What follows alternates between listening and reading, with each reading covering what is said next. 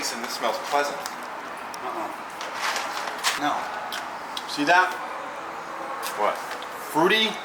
Yeah. No, I don't like fruity. You like earthy. Dirt.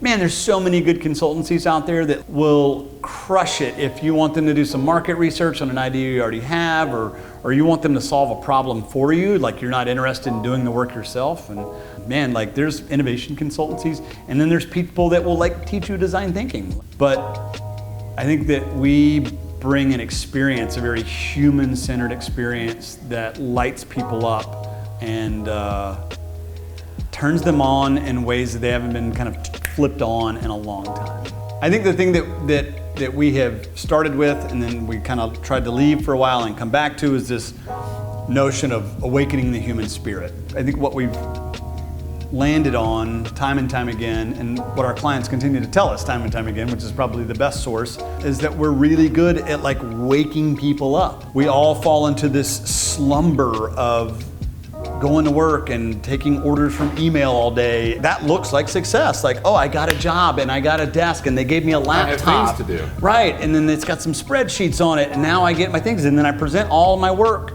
The to-do list comes from my email and the output is PowerPoint, and then I do a lot of meetings, you know, just kick it in some meetings all the time. Like we find, I mean, it's what we hear about constantly from some of the world's like top companies, like some of the highest performers in the world. It's like, that's what we do all day long. And so, right, when we introduce them to like a couple of new ways of doing things, talking to their customer or trying out storytelling as a means of communicating ideas, or, you know, building a prototype as a means of better understanding a new idea or a customer or something like that, it's like they wake up to, you know, they wake up to something that they previously knew before. We consistently find ways to talk people out of doing things in conventional ways. It feels scary to them, it makes them feel very vulnerable, but it also feels very fresh, and then the results that they get from that are things that they never expected, right? I think you have to like have some sense of like courage and bravery to come do work with us. Like, it's not like the work that we're gonna ask people to do is not easy. If you're gonna come do work with Stoked, it's hard, and you gotta be willing to commit time and energy, and you gotta let your armor down. And I think it takes more than just hiring a traditional consultancy. If you got a bunch of money, man, there's a lot of people that will love to like take that money and like put a great deck together. Like, I don't know how other consultancies work, but like we hear a lot that their output, you know, the solution that they get is a deck. Or it's like a roadmap. A roadmap, yes. yeah, way totally. Forward. It's very specific. Yeah, and then it's hard to adopt that, and we don't believe in that. Like, that's not what we believe in. Based on our own experience, like what we've seen is that you have to like continue to shepherd people through hard work, because it's hard to change your behaviors. It's hard to change those habits, and so that's why we stick with folks for a while, you know, and like walk them through the hard stuff.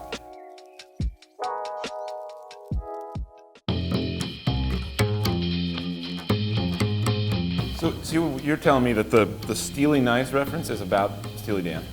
Yeah, and then there's some reference in one of the Steely Dan songs about the Eagles, like turn up the Eagles or play that Eagles track one more time or something like that. Like they referenced each other in their songs.